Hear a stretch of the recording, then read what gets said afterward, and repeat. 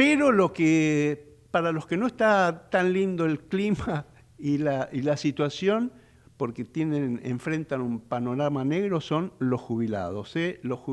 Para los jubilados no hay plata. Sin embargo, hay plata para que los directivos de empresas estatales como YPF cobren 70 millones de pesos por mes. Lo mismo pasa, o algo parecido, con los directivos de AISA, de la AFIP, de ANSES, de Aerolíneas Argentinas, de legisladores y de tantos otros organismos que se cerraron como ministerios, organismos oficiales. Estaba leyendo también que en los medios públicos de comunicación, y siguen cobrando. Se fueron, cerraron, pero hay ñoquis que siguen cobrando como si nada. ¿Y los jubilados qué pueden hacer? Se vienen muchos reclamos judiciales, pueden hacer algo, no pueden hacer nada. Vamos a hablar de este tema con un jurista que de esto sabe y mucho, porque además ha tenido una extensa, larga trayectoria de más de 40 años en la justicia. Vamos a hablar con un excamarista de la Seguridad Social como es el doctor Luis Herrero. Doctor, buen día. Marcelo Orlando lo saluda. ¿Cómo anda tanto tiempo? Sí, ¿cómo le va, Marcelo? Es un placer hablar con usted, como siempre, y también dialogar con sus oyentes, aunque sea indirectamente. Doctor, cuéntenos, porque sabemos y charlamos con conocidos, con amigos que sistemáticamente tienen que hacer reclamo año tras año para que la ANSES le pague lo que le corresponde, ¿no? Siempre es como que van recaudando sus saberes en forma atrasada, pero digo, para los que recién empiezan o los que recién se jubilan o los de la mínima, ¿qué pueden hacer con estas decisiones del veto presidencial?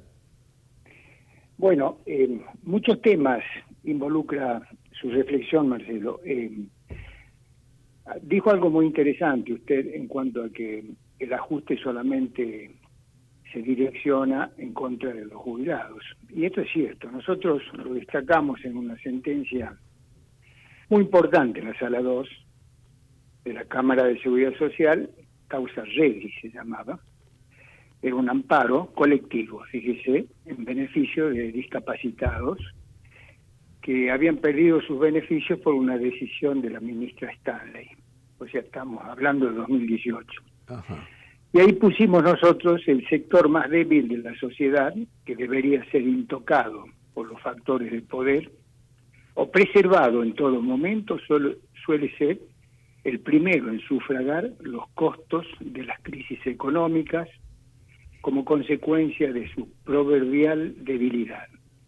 A diferencia de los poderes económicos concentrados, políticos, sindicales, entre muchos otros, que gracias al imperio y al poder que ostentan, siempre llevan la mejor parte cuando acaecen tales situaciones de emergencia. El calibre moral de una nación, su hidalguía y señorío, está dado por el grado de protección que el Estado le brinda a sus sectores más débiles y vulnerables.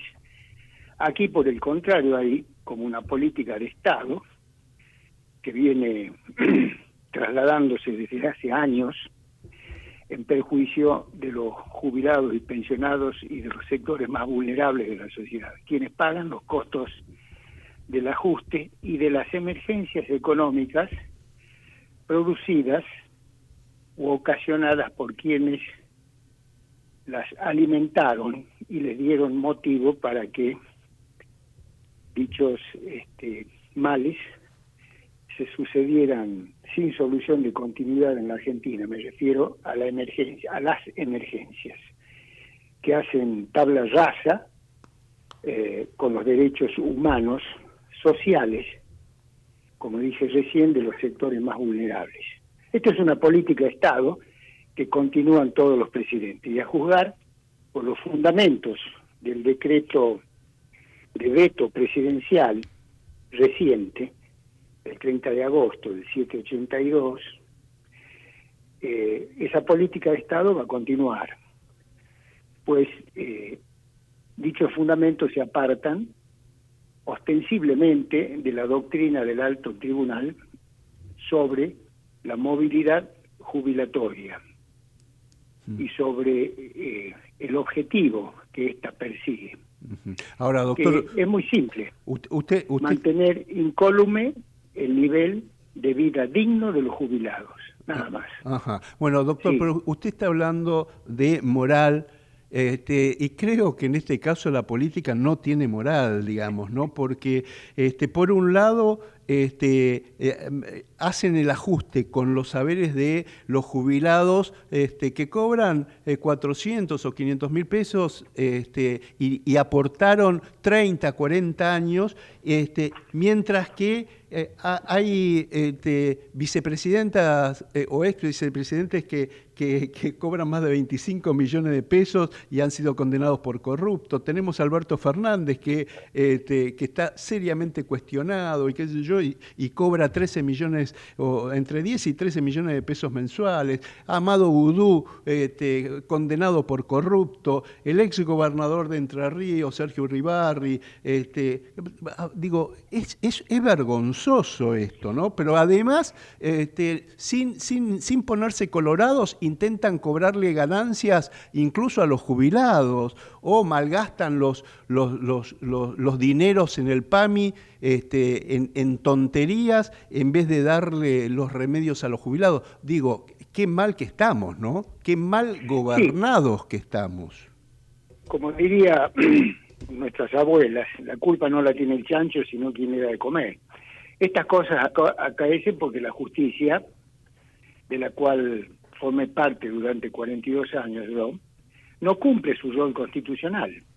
Porque si estamos hablando de estas injusticias flagrantes que están a simple vista de todos los argentinos, bueno, es porque esta se apartó del ideario constitucional, que le marca claramente, empezando por el preámbulo, jueces independientes, jueces que tutelen derechos y garantías de la gente, haciendo prevalecer el principio de igualdad y protegiendo especialmente a los que la Constitución se refiere en el artículo 75, inciso 23, y varios tratados internacionales. El más importante es el protocolo adicional al Pacto de San José de Costa Rica, el protocolo de San Salvador, que ordena al Estado argentino, o sea, estamos hablando de una norma que es ley suprema para la nación argentina, le ordena una protección especial a las personas que ingresan a la ancianidad. Acá estas normas convencionales no se respetan, se vulneran. Y esto es lo grave. Y tenemos que empezar por la Corte Suprema de Justicia. La Corte Suprema... ¿Qué podría hacer la Corte? Doctor, si usted tuviese que asesorar a la Corte, lo nombran asesor de imagen de la Corte, y entonces dicen, miren, muchachos, ustedes para empezar a tener una buena imagen tendrían que hacer esto. ¿Qué tendrían que hacer? Es muy simple. La Corte tendría que cumplir lo que siempre ha dicho antes de 1994. La Corte en el año 1994, con la reforma constitucional, cambió su rol. Dejó de ser cabeza de Poder Judicial e intérprete final de la Constitución. Porque ahí se le insertó un órgano que le quitó la mitad de su poder, que es el Consejo de la Magistratura, integrado mayoritariamente por representantes de los otros poderes del Estado, senadores, diputados y representantes del Poder Ejecutivo, en una flagrante violación al principio de división de poderes. A nadie se le mueve el amperímetro. A ningún constitucionalista he sentido yo referirse a esta flagrante violación del principio de separación de poderes. Al permitirse, reitero, en el artículo 114 de la Constitución, que representantes de los otros poderes cogobiernen el órgano que administra al Poder Judicial, que es el Consejo de la Magistratura. Es como si los jueces administraran los bienes del Congreso o del Poder Ejecutivo, o ejercieran facultades disciplinarias sobre los ministros del Poder Ejecutivo o sobre los legisladores. Sí, bueno, pero están acontece. Entrelazados los poderes, doctor, porque yo me acuerdo también que la mayoría automática durante el gobierno menemista, había ministros de la Corte que decían públicamente la Corte cogobierna.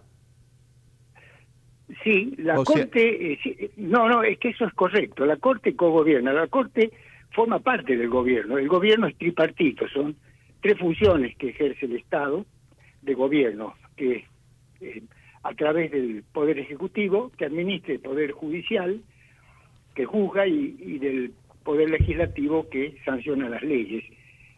Ese conglomerado de poderes, estos tres poderes, son los que gobiernan, pero cada uno en su esfera de actuación.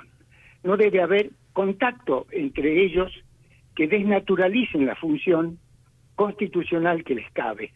Obviamente que deben complementarse, porque los objetivos finales son los mismos, están materializados en el preámbulo, pero como destacan documentos internacionales, recuerdo el Código de Bangalore sobre la conducta judicial de las Naciones Unidas, que dicen que la separación de poderes, la división de poderes, es clave para la existencia de independencia e imparcialidad.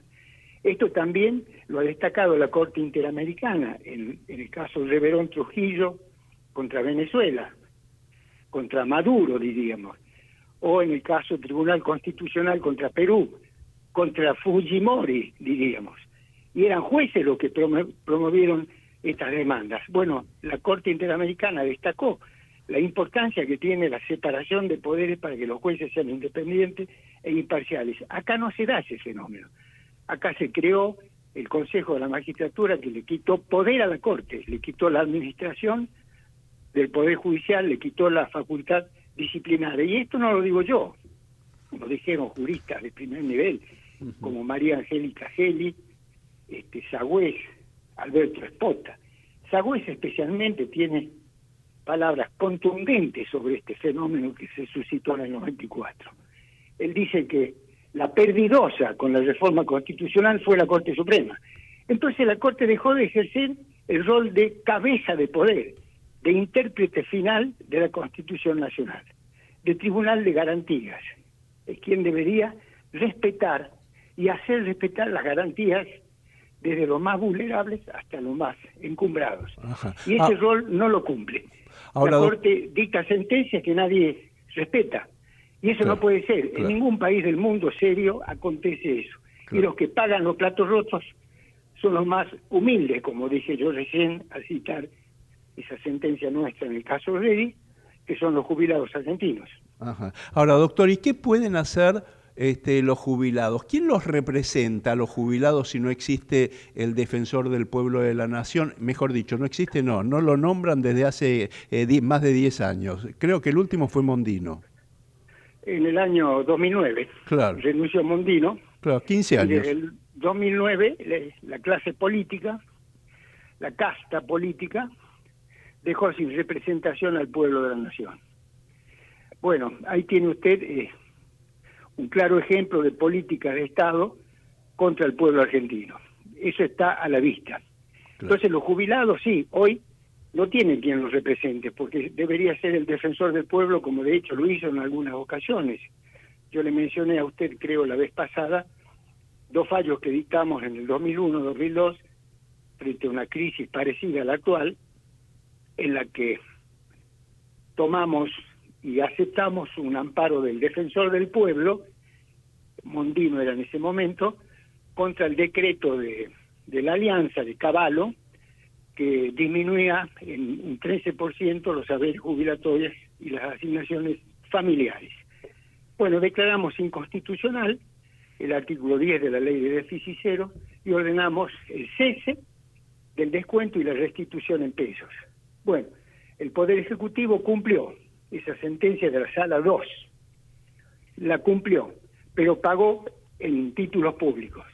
Otro amparo inició el Defensor del Pueblo.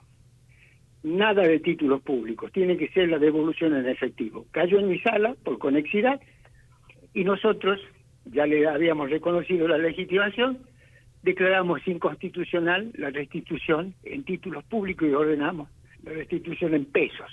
Claro, Bueno, ¿cómo a los jubilados le van a pagar en títulos públicos si la plata la necesitan ahora, no? Claro, y eso se cumplió. Claro. Fíjese la barbaridad. Esta sentencia fue apelada por el Estado Nacional y la Corte la revocó, porque se apartaba un precedente de ella, que se llamaba Frías Molina, de la Corte Automática, Ajá. Que no le reconocía legitimación, pero ya la había cumplido el Poder Ejecutivo. Entonces acá hay una distorsión en el rol que le cabe a la Corte como cabeza de poder.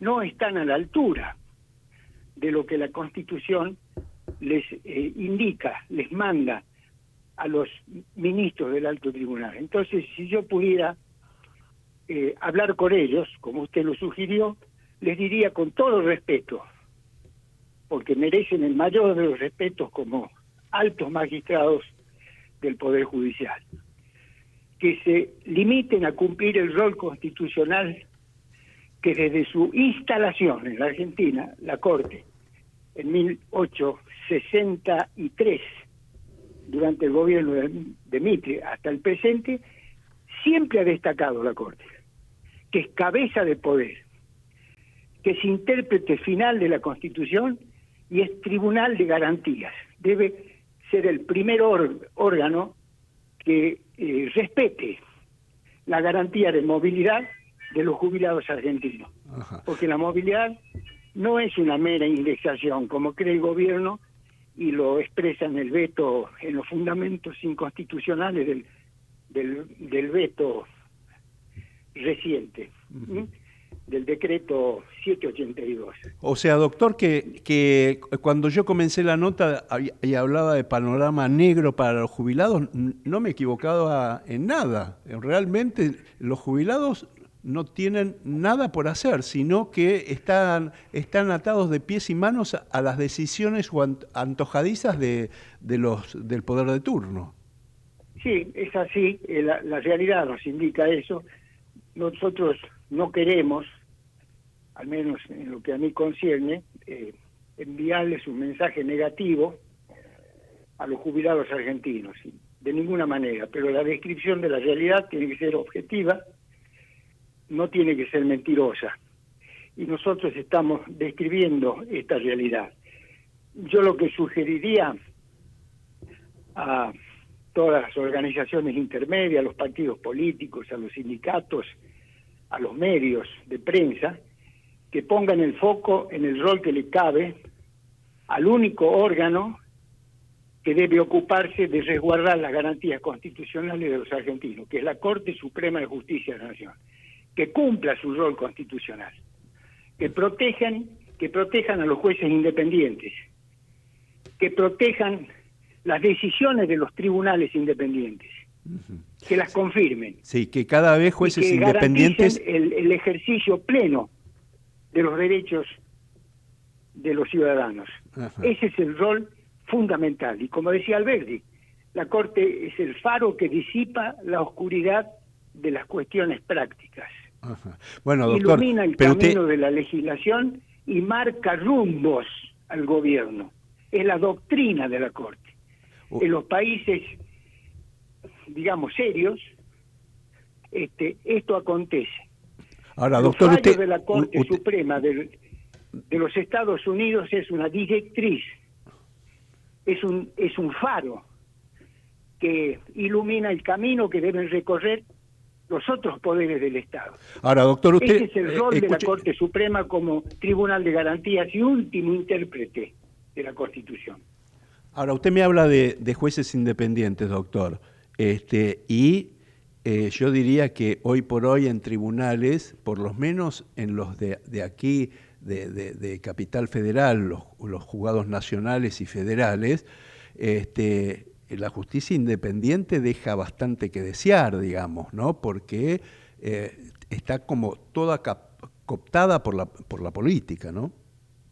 Bueno, yo decía la vez pasada a un colega de ustedes, a otra radio, bueno, que los jueces no fueron designados para ser héroes o mártires, son hombres, de manera que ellos para cumplir su rol constitucional tienen que estar protegidos por un sistema institucional, que en este caso sería el Consejo de la Magistratura y la Corte, en lo que les resta de su poder, que le genere confianza y seguridad, que ajustándose a la Constitución Nacional y a las normas internacionales no les va a acontecer nada irregular. Pero fíjese usted, al presidente de la Comisión de Disciplina del Consejo de la Magistratura lo conduce el kirchnerista Héctor Recalde. Héctor Recalde está esperando abrir causas o cerrar otras o cajonear algunas que no les convenga al sector político que él integra. Claro. Entonces, como lo está haciendo con las puede existir como lo está haciendo con las causas del hijo, ¿no? Y bueno, ahí está, puede ser un ejemplo, claro. Y otras tantas. Claro. Entonces el sistema tiene que desarmarse a través de una reforma constitucional, como se hizo en Perú en el 2018, con un único objeto: eliminar cambiar Consejo de la Magistratura, echar a los políticos que no tienen nada que hacer en el Poder Judicial, en violación del principio de división de poderes, como es respetado en todos los países del mundo, incluso de América del Sur, e integrarlo por juristas, por abogados, por jueces, por fiscales, por rectores de universidades públicas, privadas. No sé, en Perú, para ser consejero del Consejo de la Magistratura, a raíz de esta reforma constitucional del 2018, los consejeros tienen que rendir un concurso, los consejeros, un concurso de antecedentes y oposición. Seguro. Así tendría que ocurrir. Un tribunal eminente. Así tendríamos que ser ejemplo. Doctor Luis Herrero, gracias como siempre, que tenga un lindo domingo y hasta cualquier momento. Lo vamos a seguir molestando como siempre. Muchas gracias, Marcelo. Ha sido un placer, como dije al comienzo, y les envío un abrazo afectuoso a todos. Gracias. Muy amable.